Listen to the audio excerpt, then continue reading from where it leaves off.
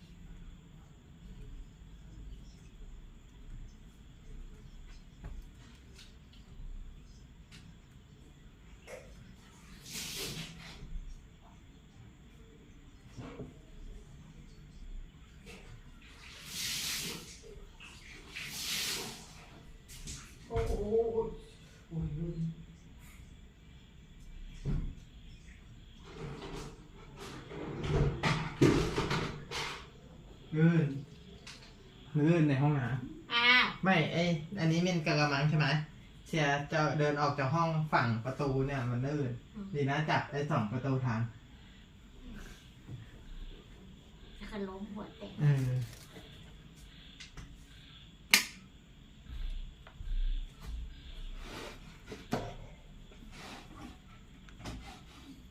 ดูหุ่นก่อน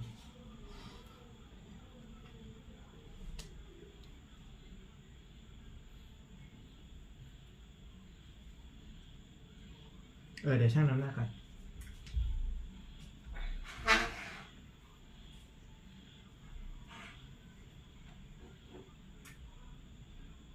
โอ้59.98เลยเว้ยตอนกินเสร็จตอนกลางวันไอ้นู่น6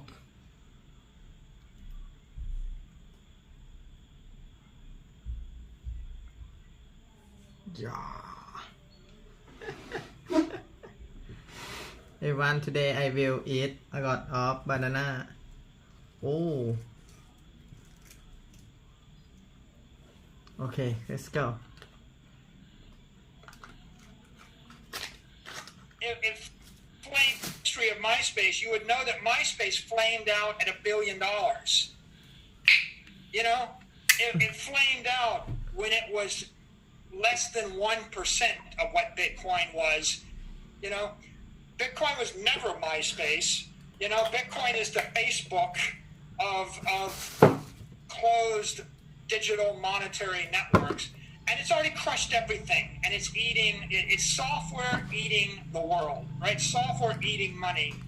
And it's only going to get more powerful. So now we're back to my issue. I know I got to buy hard assets.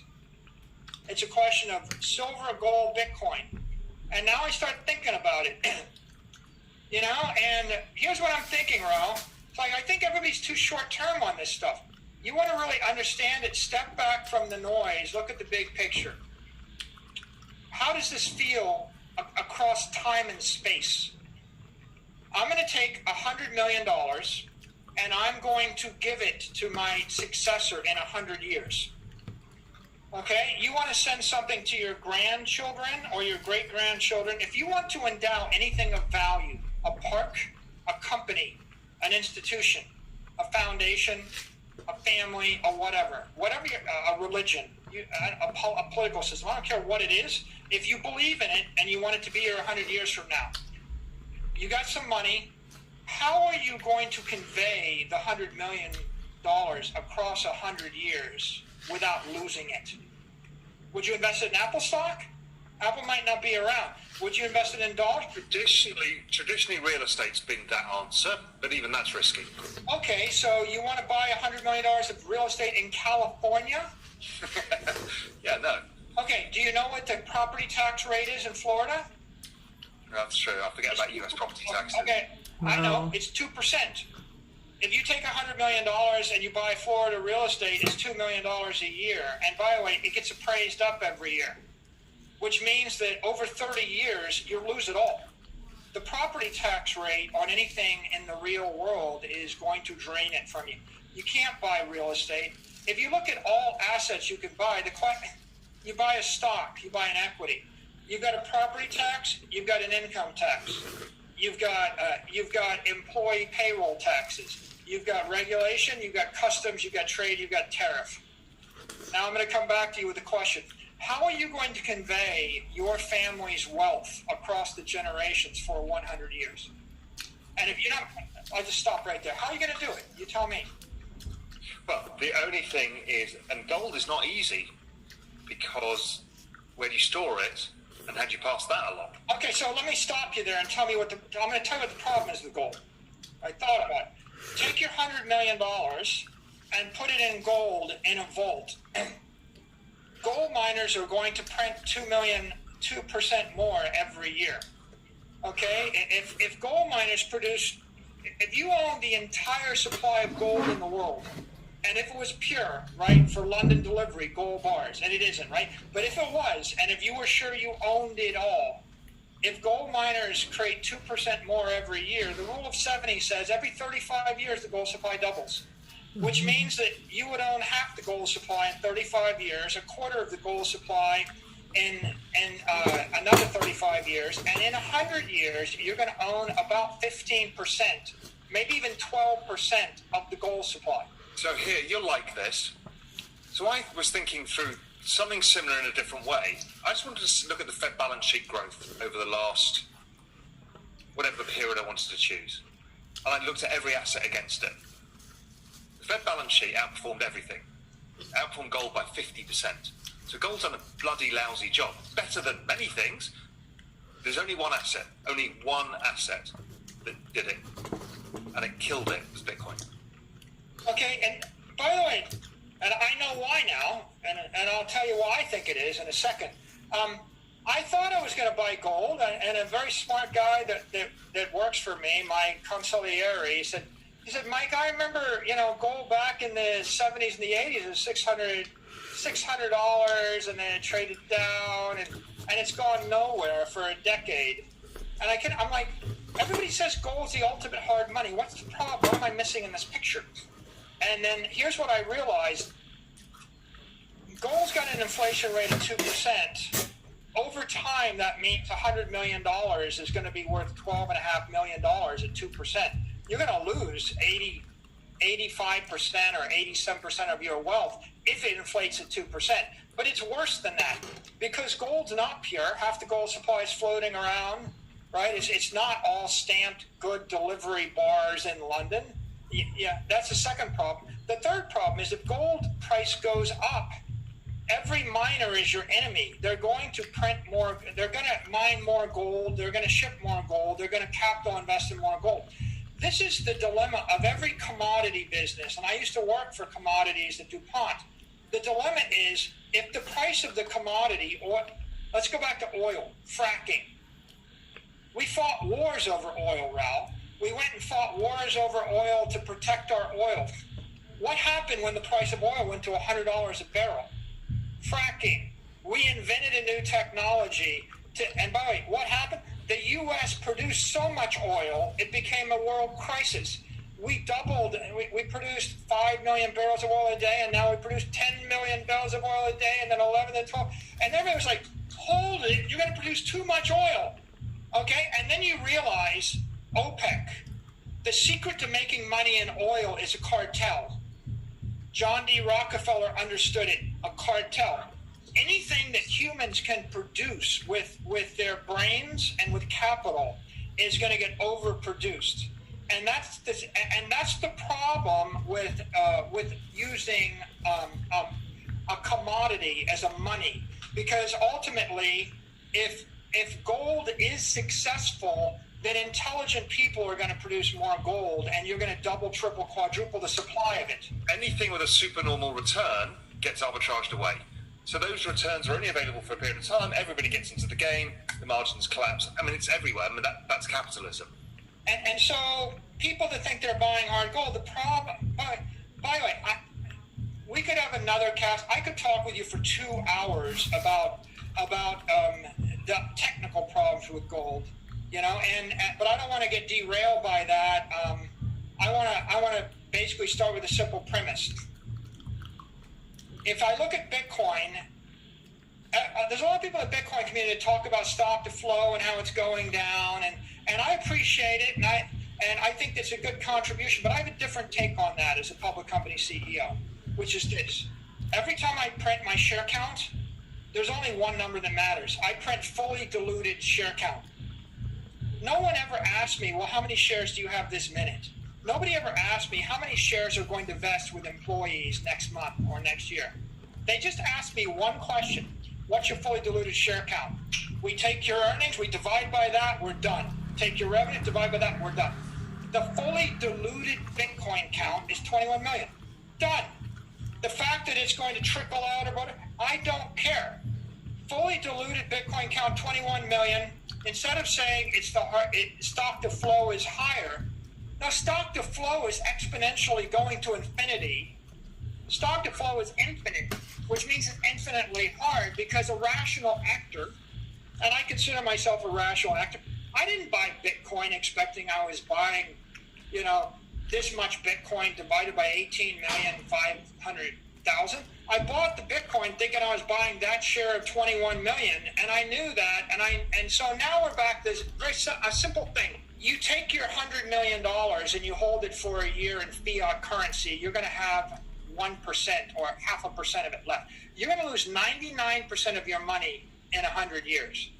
Boy, Rob, I know that to be the case. I have a house in Florida, a nice house in Florida. It would cost you $15 million to buy that house, $20 million today.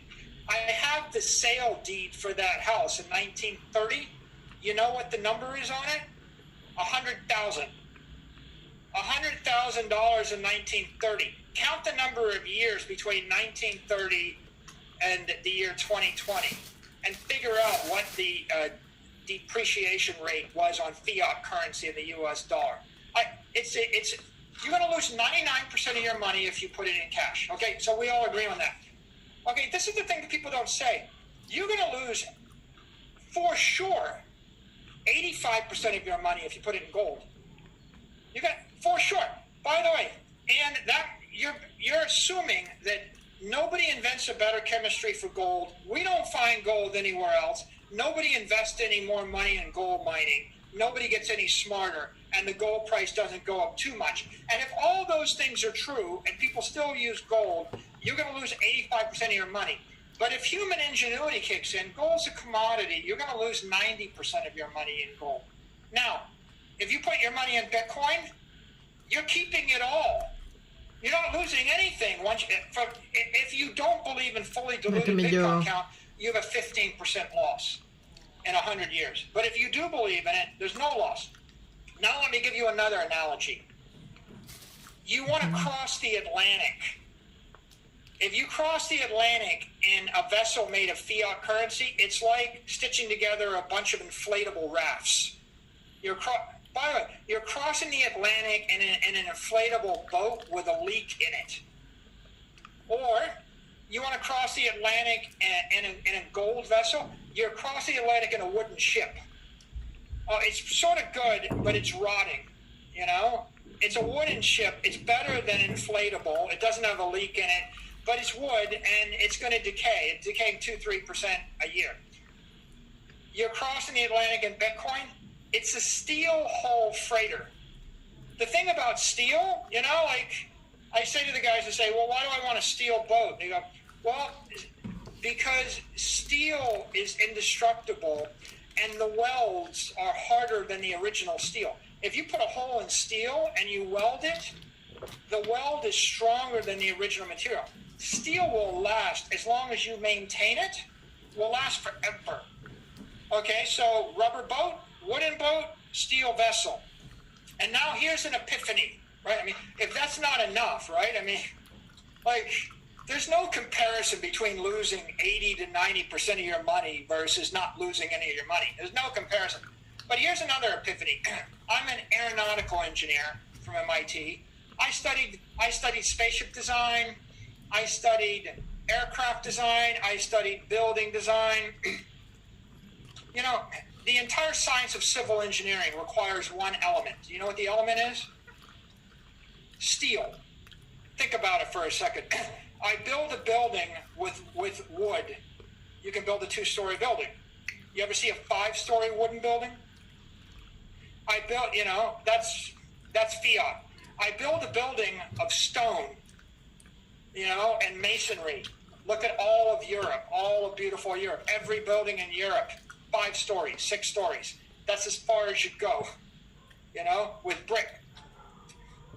What happens when I invent steel? I build a 50-story building. You think steel is twice as good as bricks? Yeah, you could build a 100-story building, right? Steel is elemental to or instrumental to New York City. There is no New York City without steel. You know, there is no skyscraper. There's no science of civil engineering until you invent steel. Right? You could say iron, maybe if you want, but without the element of steel, there's no civil engineering. Now flip to airspace. Aerospace. You ever see a plane made of steel? No, they don't fly. Steel is the perfect element except for the fact it's too heavy to fly. That's why we use aluminum.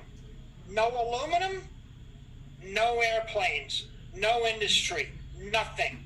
Take away aluminum, the entire aviation industry goes to zero, right? Andrew Mellon made his money on aluminum. Andrew Carnegie made his money on steel, right? These are fundamental things. These were technologists. The entire industry is based on it.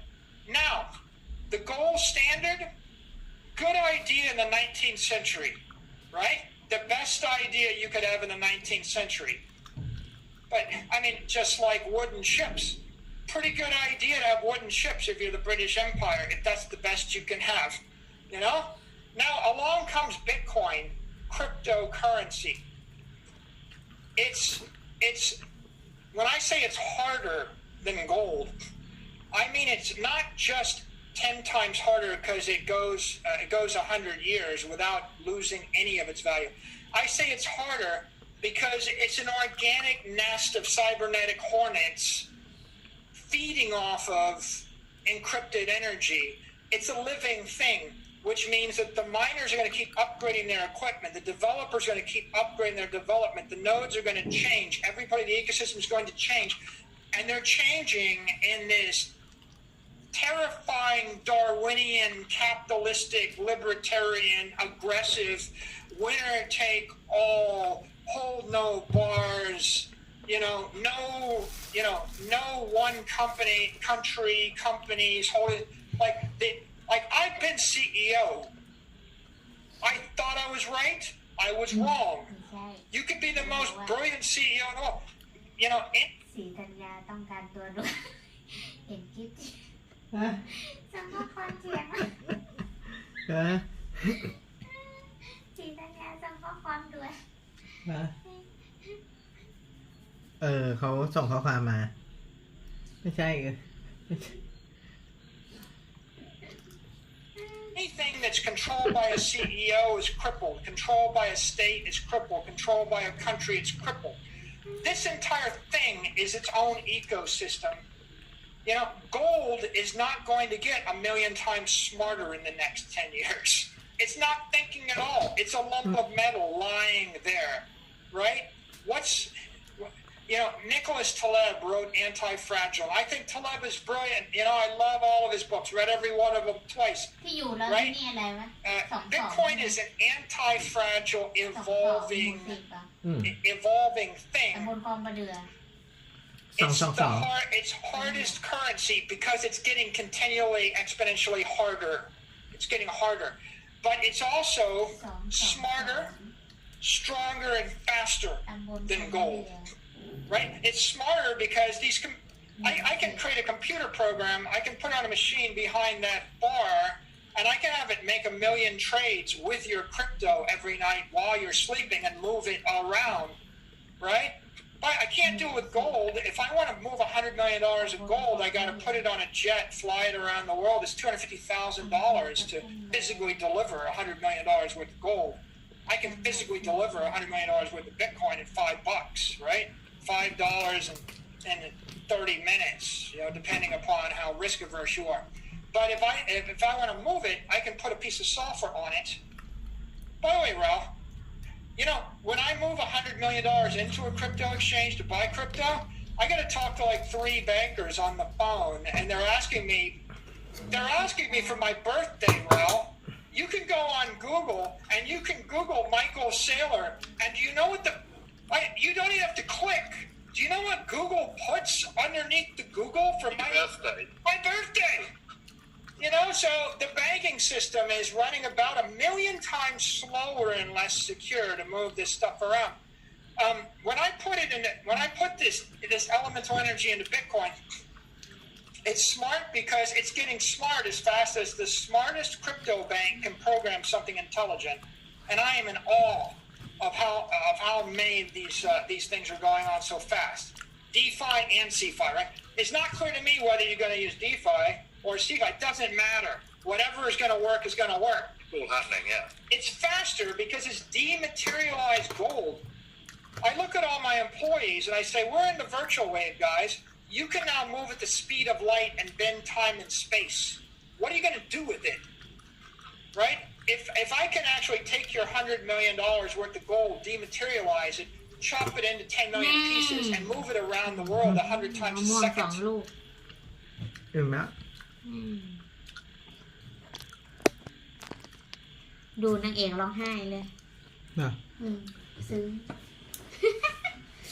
ดูหนังซึ้งร้องไห้เลยนั่นน่ะ โอ้ เดี๋ยวกินเยอะก็แน่นอีกอ่ะมันเป็นความเสียดายผลไม้ไงเราไม่ไปด้วยนะ บอกไว้ก่อนนะคำเตือนนะ อิ่มไหม เอาไปโดนกระมังเอาเนี่ยก็มดมันขึ้นไงไอตอนแก่ก็เอาหม้อไปโดนมดก็มาดัมเบลอ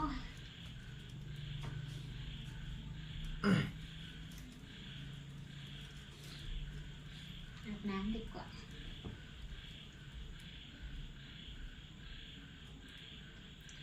ดัมเบลกล้วย ของกินก็เอามาเล่น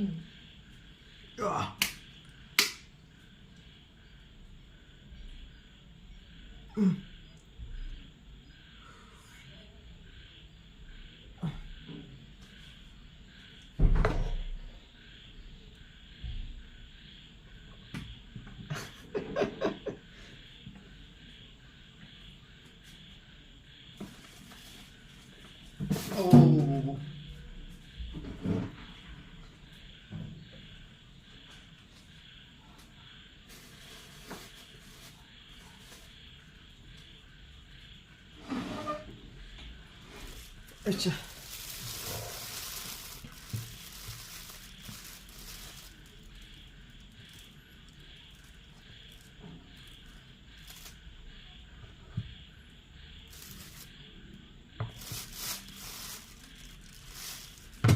โอ้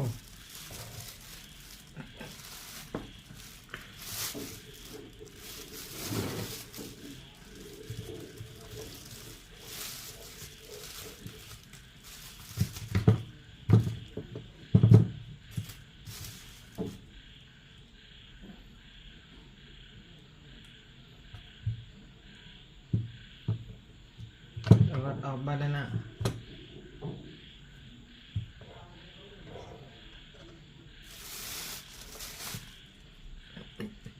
โอเค บ๊ายบาย everyone